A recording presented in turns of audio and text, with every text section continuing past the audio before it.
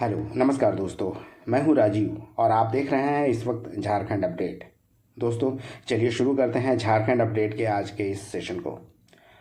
और 17 नवंबर के आज के इस सेशन में हम लोग झारखंड करंट अफेयर्स के कुछ इंपॉर्टेंट प्रश्नों को देखने वाले हैं पूरे व्याख्या के साथ, और कुछ प्रश्नों को वन लाइनर्स के फॉर्म में रिवाइज करेंगे। और आज का जो टॉपिक होने वाला है बता दें वो बुक्स एंड राइटर्स से संबंधित है, और उन पुस्तकों के बारे में जानेंगे और उन राइटरों के बारे में जो हाल ही में जिनका विमोचन हुआ है, जिस पुस्तकों का विमोचन हुआ है।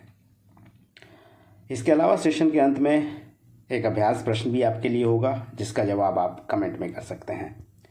तो आइए शुरुआत करते हैं आज के इस सेशन को, और सेशन की शुरुआत पिछले वीडियो के अभ्यास प्रश्न से। और यह अभ्यास प्रश्न था, डॉक्टर आशा रानी को किस विषय के क्षेत्र में उनके सार्थक प्रयासों के लिए राष्ट्रीय शिक्षक पुरस्कार 2024 के लिए चयनित किया गया?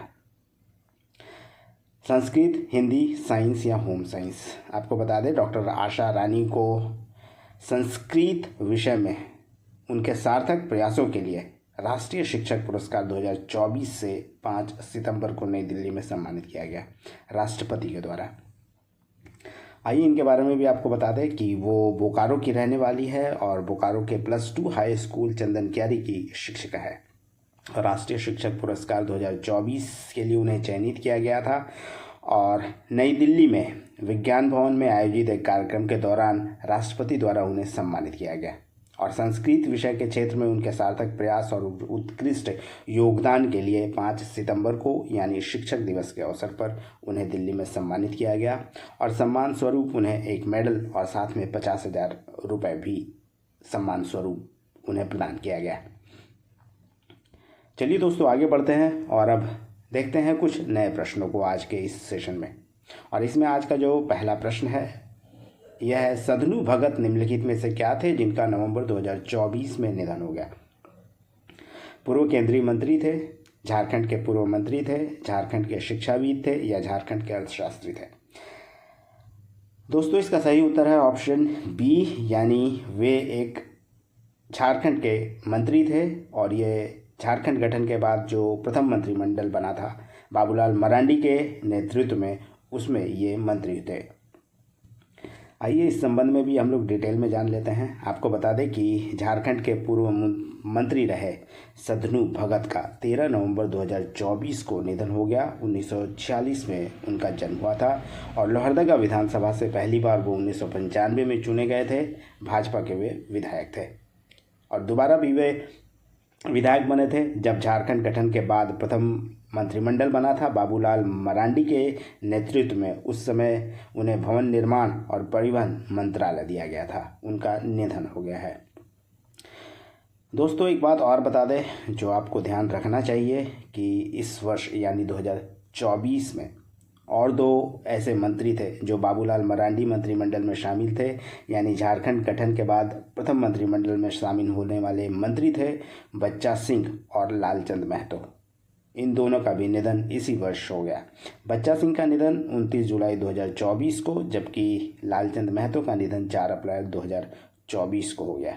इस तरह 3 ऐसे मंत्री जो बाबूलाल मरांडी के मंत्रिमंडल में शामिल थे, झारखंड गठन के बाद प्रथम बाहर झारखंड के मंत्री बने थे झारखंड में, ऐसे 3 मंत्रियों का निधन हो गया, सदनू भगत, बच्चा सिंह और लालचंद महतो। नेक्स्ट प्रश्न है दोस्तों, निम्नलिखित में से किस संस्था के चेयरमैन प्रमोद अग्रवाल को टाटा स्टील के स्वतंत्र डायरेक्टर के रूप में नियुक्त किया गया है? गेल, सेल, एनएससी या बीएससी? आपको बता दें कि प्रमोद अग्रवाल बीएससी यानी बॉम्बे स्टॉक एक्सचेंज के चेयरमैन थे। अब उन्हें टाटा स्टील में स्वतंत्र डायरेक्टर के रूप में नियुक्त किया गया है, यानी ऑप्शन डी इस प्रश्न का सही उत्तर है। बता दें आपको कि मूल रूप से वो रामगढ़ झारखंड के रहने वाले हैं, लेकिन मध्य प्रदेश कैडर के एक आईएएस अधिकारी थे 1991 बैच के। और प्रमोद अग्रवाल को टाटा स्टील कंपनी में 5 साल के लिए स्वतंत्र डायरेक्टर के रूप में नियुक्त किया गया है, और अभी तक वे कमान संभाल रहे थे बॉम्बे स्टॉक एक्सचेंज के चेयरमैन के तौर पर। उन्होंने अब इस पद से इस्तीफा दे दिया है। आपको बता दें कि इससे पहले वे 2020 से 2023 तक कोल इंडिया के चेयरमैन के तौर पर भी वे सेवाएं दे चुके हैं। चलिए दोस्तों आगे बढ़ते हैं और अब देखते हैं अगले प्रश्न को।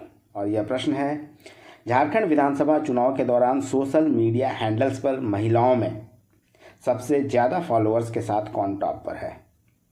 अंबा प्रसाद, कल्पना सोरेन, महुआ माझी या अन्नपूर्णा देवी? आपको बता दें कि अंबा देवी झारखंड में अभी सबसे टॉप पर है सोशल मीडिया हैंडल्स में। एक्स पे सबसे ज़्यादा फॉलोअर्स हैं अंबा प्रसाद के। आपको बता दें ये जो हम बात कर रहे हैं विधानसभा चुनाव के दौरान जो आंकड़े आए हैं उसके हिसाब से, यानी पॉलिटिशियंस के संबंध में ये सारा आंकड़ा है। और सोशल मीडिया पे सबसे ज़्यादा फॉलोअर्स अंबा प्रसाद के हैं इस संबंध में, इस मामले में। आपको बता दें कि बड़कागांव की वो एमएलए रह चुकी है और फिर से वो बड़कागांव से चुनाव लड़ रही हैं अंबा प्रसाद। और राज्य की अन्य महिला प्रत्याशियों के सोशल मीडिया हैंडल्स की तुलना में अंबा प्रसाद का जो सोशल मीडिया हैंडल्स है उसमें ये टॉप पर है। एक्स हैंडल्स की बात करें तो एक्स हैंडल पे 1,81,000 फॉलोअर्स हैं अंबा प्रसाद के, जबकि फेसबुक पर 97,000। और हेमंत सोरेन की बात करें, अगर पुरुषों में पॉलिटिशियंस की बात करें तो हेमंत सोरेन टॉप पर हैं, जिनके एक्स हैंडल पर 1.1 मिलियन सब्सक्राइबर हैं यानी फॉलोअर हैं। और फेसबुक पे 8.38 लाख फॉलोअर्स हैं। इस तरह हेमंत सोरेन पॉलिटिशियंस की लिस्ट में टॉप पे हैं। और बाबूलाल मरांडी के एक्स हैंडल्स पर 2.9 लाख फॉलोअर्स हैं, जबकि फेसबुक पर 3.18 लाख फॉलोअर्स। नेक्स्ट प्रश्न है, सेटलमेंट नामक फिल्म निम्नलिखित में से किस कहानी पर आधारित है, जिस फिल्म का प्रीमियर और रिलीज भी उसे किया गया है रांची में? ऑप्शन ए है इस प्रश्न के लिए शिक्षा प्रणाली में भ्रष्टाचार पर आधारित। ऑप्शन बी है खेलों में भ्रष्टाचार पर आधारित। ऑप्शन सी है जमीन माफियाओं पर आधारित, अथवा ऑप्शन डी राजनीतिक भ्रष्टाचार पर आधारित। दोस्तों आपको बता दें कि ये सेटलमेंट नामक फिल्म जो हाल ही में रांची में रिलीज किया गया, इसका जो विषय है वह है जमीन माफियाओं पर आधारित है। यह फिल्म यानी कहानी जमीन माफियाओं पर है। आपको बता दें कि रांची में इस फिल्म का प्रीमियर किया गया और इसे रिलीज़ भी किया गया और पैन इंडिया रिलीज़ किया गया है, यानी पूरे भारत में एक साथ रिलीज़ किया गया इस फिल्म को। और फिल्म की जो कहानी है वो ज़मीन माफियाओं पर आधारित है। और पूरी फिल्म की शूटिंग झारखंड में ही की गई है और अधिकतर रांची में ही इस फिल्म की शूटिंग की गई है। और फिल्म की जो कहानी है ज़मीन माफियाओं से जुड़ी है, जिसमें भोले भाले व शरीफ लोगों की ज़मीन हड़पने के लिए कैसे माफिया लगे रहते हैं, उसी से मुक्त कराने का एक सेटलमेंट ग्रुप बनाया जाता है इस फिल्म के अनुसार, जो अपने प्रयास में इन समस्या से लोगों को निजात दिलाते हैं। और यही है फिल्म की कहानी। इसके प्रोड्यूसर हैं चतरा के विजय कुमार अग्रवाल और इसके डायरेक्टर हैं रांची के दिनेश शाहदेव। नेक्स्ट प्रश्न है, झारखंड के एकमात्र सांसद जिन्हें नीति आयोग में सदस्य बनाया गया है, विष्णु दयाल राम, संजय सेठ, अन्नपूर्णा देवी या विद्युत वरण महतो? आपको बता दें कि इसका सही उत्तर ऑप्शन सी है, अन्नपूर्णा देवी, जो कि केंद्रीय मंत्री हैं झारखंड से और एकमात्र सांसद हैं जिन्हें नीति आयोग में सदस्य के तौर पर उनकी नियुक्ति की गई है, यानी उन्हें शामिल किया गया है। दोस्तों आपको बता दें कि 16 जुलाई 2024 को नीति आयोग का पुनर्गठन किया गया और इस पुनर्गठन में 4 पूर्णकालिक सदस्य को शामिल किया गया है। इसके अलावा इसके 4 पदेन सदस्य यानी एक्स ऑफिशियो सदस्य होंगे। 15 केंद्रीय मंत्रियों को भी विशेष आमंत्रित सदस्य के रूप में नीति आयोग में शामिल किया गया है। इसमें झारखंड से एकमात्र जो सांसद हैं वह हैं अन्नपूर्णा देवी, जो कि कोडरमा से सांसद हैं बीजेपी के। ये विशेष आमंत्रित सदस्य के तौर पर शामिल की गई हैं नीति आयोग में और वर्तमान में केंद्रीय मंत्री हैं। महिला एवं बाल विकास विभाग मंत्रालय वो देख रही हैं। और जो नया पुनर्गठन हुआ है वर्तमान में नीति आयोग की, इसके अनुसार जो प्रधानमंत्री हैं वर्तमान में वो इसके अध्यक्ष हैं नरेंद्र मोदी, जबकि उपाध्यक्ष के तौर पर सुमन बेरी को शामिल किया गया है। चलिए दोस्तों, अब कुछ प्रश्नों को हम लोग रिवाइज करते हैं वन लाइनर्स के फॉर्म में। जैसा कि पहले भी बताया शुरू में मैंने कि कुछ बुक्स और उनके लेखकों के बारे में इस सेशन में देखेंगे। तो आइए देखते हैं वन लाइनर्स के फॉर्म में कुछ प्रश्नों को।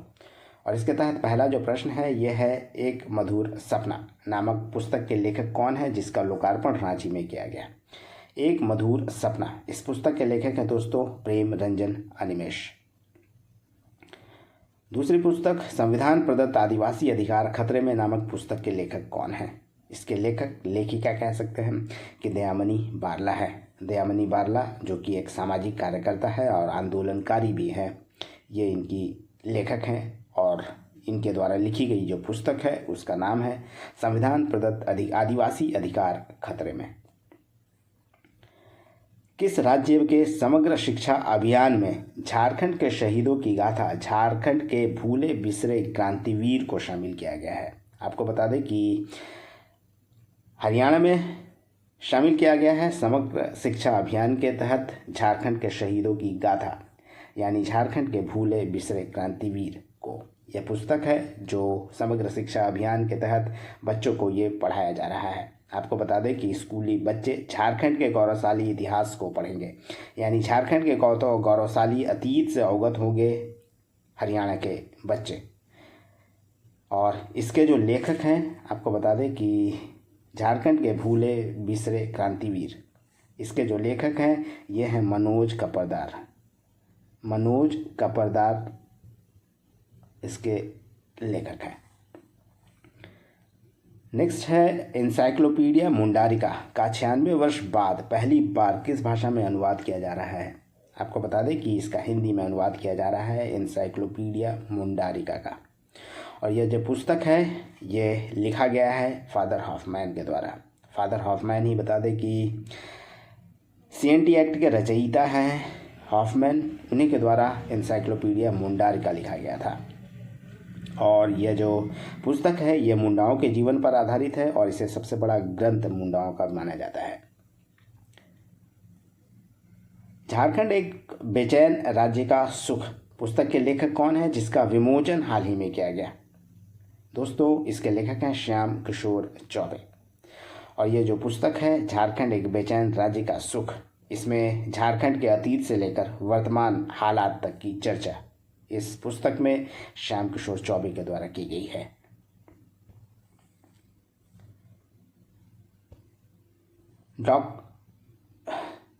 नेक्स्ट है जो दोस्तों 1940 विश्व युद्ध और बदलते अलगाव के समय में स्वतंत्रता आंदोलन के लेखक कौन है जिस पुस्तक का लोकार्पण किया गया। इस पुस्तक के लेखक हैं बसंत हेतम सरिया। आपको बता दें 1940 विश्व युद्ध और बदलते अलगाव के समय में स्वतंत्रता आंदोलन जो है ये बसंत हेतम सरिया के द्वारा लिखा गया है। और द्वितीय विश्व युद्ध, कांग्रेस अधिवेशन, इसके अलावा समझौता विरोधी सम्मेलन, देश में जो स्वतंत्रता आंदोलन चल रहा था उस समय जो रणनीति अपनाई जा रही थी उन पर इस पुस्तक में चर्चा की गई है बसंत हेतम सरिया के द्वारा। किस पुस्तक के लिए युवा लेखक बापी टुडू को साहित्य अकादमी का युवा पुरस्कार 2023 से सम्मानित किया गया। दोस्तों बता दें बापी टुडू का जो पुस्तक था, टुडू का दूसरी, ये पुस्तक का नाम है दूसरी, जिसके लेखक है बापी टुडू, जिसके लिए साहित्य अकादमी द्वारा युवा पुरस्कार से उन्हें सम्मानित किया गया था 2023 में।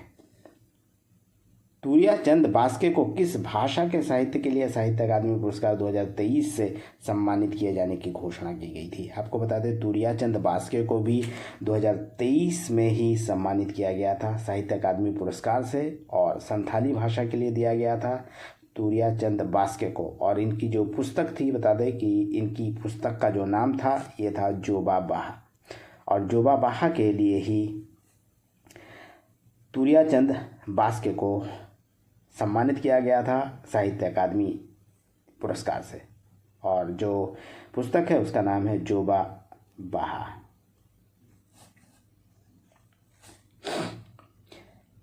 नेक्स्ट है दोस्तों सांझ ढले गगन तले पुस्तक के लेखक कौन है जिसका लोकार्पण हाल ही में किया गया। इस पुस्तक के लेखिका हैं रीता गुप्ता। जम्बूद्वीपे भरतखंडे और भगवा ध्वजा नामक पुस्तक के लेखक कौन हैं, जिसे हाल ही में प्रकाशित किया गया? इसके लेखक है दोस्तों, दोनों ही पुस्तक के लेखक हैं डॉक्टर मयंक मुरारी। तो दोस्तों चलिए अब बारी है आज के अभ्यास प्रश्न की, और आपके लिए आज का ये अभ्यास प्रश्न है, मलखान सिंह सिसोदिया कविता पुरस्कार 2023 से किसे पुरस्कृत करने की घोषणा की गई? Option A Mahua Majhi, option B Ranendra, option C Jacinta Kerketta या ऑप्शन डी अनुज लुगुन। दोस्तों इस प्रश्न का आप जवाब कमेंट में कर सकते हैं, हम लोग नेक्स्ट सेशन में इसे डिटेल में देखेंगे। तो ये था एक आज का सेशन, उम्मीद करता हूँ आपके लिए इन्फॉर्मेटिव भी होगा, और जुड़े रहिए झारखंड अपडेट के साथ, देखते रहिए झारखंड करंट अफेयर्स के लिए झारखंड अपडेट। धन्यवाद दोस्तों।